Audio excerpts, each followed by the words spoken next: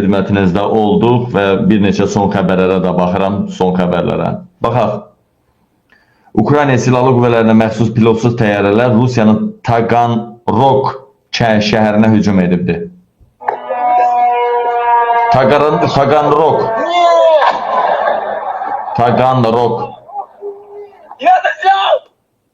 Bu haraydı dəyərli vətəndaşlar? Taganrog şəhəri idi. Putin Çini təhqir etdi. Rusiya Çini çətin və gərgin münasibətlərlə üz-üzədir. Əcəba Trumpdan Rusiya yaxınlaşıb Çini pis günə mi qoyur? Mən deyəndə ki, Putin yaxşı oğlandır, yaxşı kişidir. Mən deyəndə bu Putin bizim adamdır. Bu Putin bu diktatorların hamısı məhv edəcək. O Rusiyanı da 22 yerə böləcək. Putin yaxşı oğlandır, vallahi onu sevmək lazım. O da bax, indi Trumpdan birləşdi Çini. O da bax, gözəl olacaq. Buradan Avropa, Ukrayna ilə Rusiyanı darmadağın eləyəcək. Rusiya da qalan qüvvələrlə birləşib Amerika ilə Çinin üstə düşəcək. Nəsə yaxşı hərəkət gedir.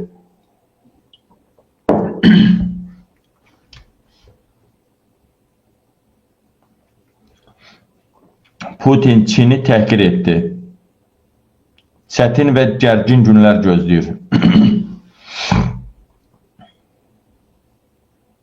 Krım körpüsünə 3-cü zərbəni endirməyə hazırlaşır Ukrayna.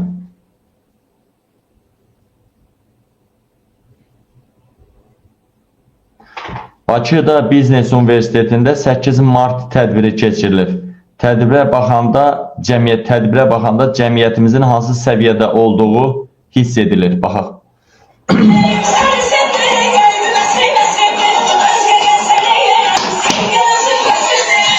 Baxın, dəyərli vətəndaşlar, Biznes Universitetində 8 mart tədbiri keçirib. Hər ikisi nə paduşka bağlayıb, nə şişmiş adamlarla çıxıblar ora. Cəmiyyətimizin hansı səviyyədə olmağı buradan bəllidir. Baxın, mən deyəndə bu qəliyi, bu ailə yayır, Əliyev ailəsi bu qəliyi yayır ölkədə, inanmırsınız.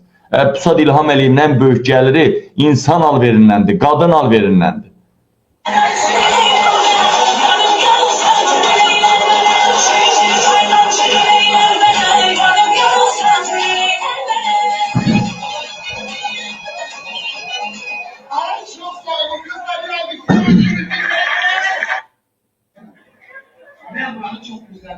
Yəni, bunları göstərməklə nə demək istəyirlər? Kimin gökədir, kim qəbədir, soyunursa onlara dəyər verilir. Yəni, tələbələri qəhrə doğru çəkmək deməkdir.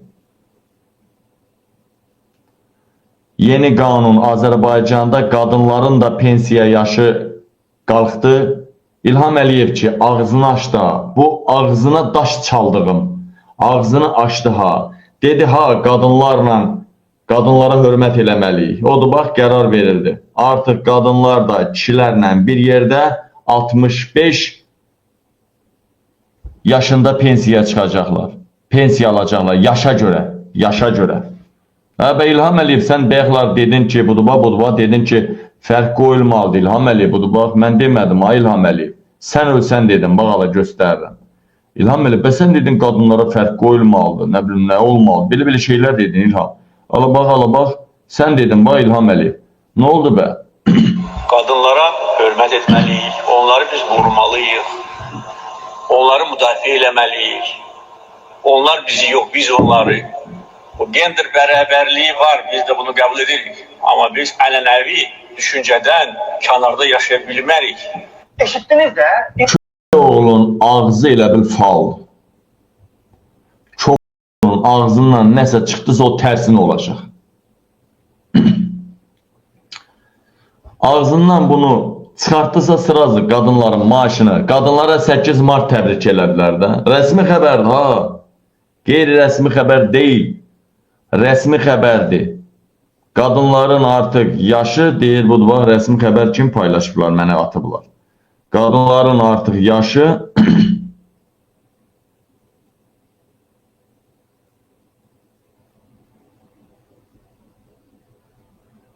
bu Yuli Sezar. Yuli Sezar nə deyib? Dünyanın ən sayılan rəhbərlərindən, sərkərdələrindən biri Yuli Sezar. 1000 illər, 100 illərdir odur. Adına Sezar silahları da var. Dünyanın ən güclü qavı bıçalarıdır Sezar. Ən güclü adam olur. Mən buna simpatiyam var Sezara. Sezar deyir ki, bir xalqı məhv etmək üçün onu xırda ticarətə, bir xalqı məhv etmək üçün onu xırda ticarətə və çalıb oxumağa, əyləncəyə öyrəşdirmək kifayətdir. Yəni bir xalqı məhv eləmək üçün onu xırda ticarətə, xırda ticarət nədir?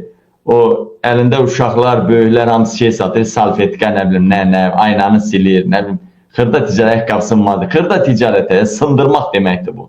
Dəmir yığır satır, zibilikdən nə satır, nə çıxardır.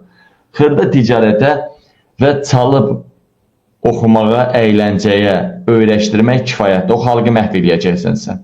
Görürsünüz, səviyyəli kişilər var ya, qoyuna ki, səviyyəli kişilər var, dədədən, babadan, keçmişdən, bax, əhatə dairəsində səviyyəli kişilər varsa, istəyir məmur olsun, istəyir məmur olmasın, səviyyəli kişilər hər şeyin qədərində sevərlər. Oynamağında, gülməyində, hər şey qədərində.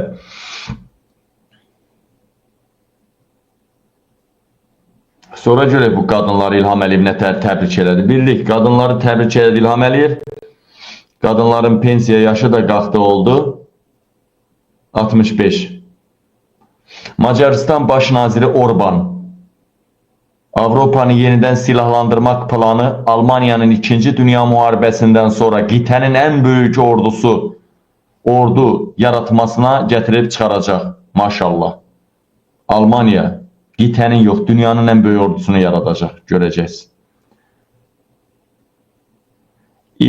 Xameneyi deyəsən ölüb, ya indi özüdürmü, kuklasıdırmı yerində bilmirəm. Mənə elə gəlir ki, Xameneyinin kuklasıdır. Çünki yaxından zaten göstərmirlər. Heç vaxtı. İran ABŞ-ın tələblərini qətiyyən qəbul etməyəcək. Bundan başqa, Cənubi Qafqazda orta aylıq əmək haqqı. Baxın. Cənubi Qafqazda orta aylıq əmək haqqı. Baxın. Ermənistan neçədir? Baxın, Ermənistan, özü də bilirsiniz, Ermənistanda dəqiqdir, dəqiq. Ermənistanın maxesi. Erməninin gizri, maxesi bizim general qədər maaş alır. Bax, hamısı doğru xəbərdir. Ermənistanda orta əmək haqqı 892,1 892,1 dollar. Ermənistanda orta əmək haqqı hardasa 1500 manatdır. 1500 manatdır Ermənistanda orta əmək haqqı. Keçək Gürcüstanda. Gürcüstanda orta əmək haqqı 753,4. Yəni, deyəl həmbədən harca 1200, 1300, 1250. Gürcüstanda, Ermənistanda 1500, 1500. Ermənistanda təxminən deyirəm, təxminən 892,1 dollar. Yəni, orta əmək haqqı Azərbaycan pulundan təxminən 1500-dən yuxarı.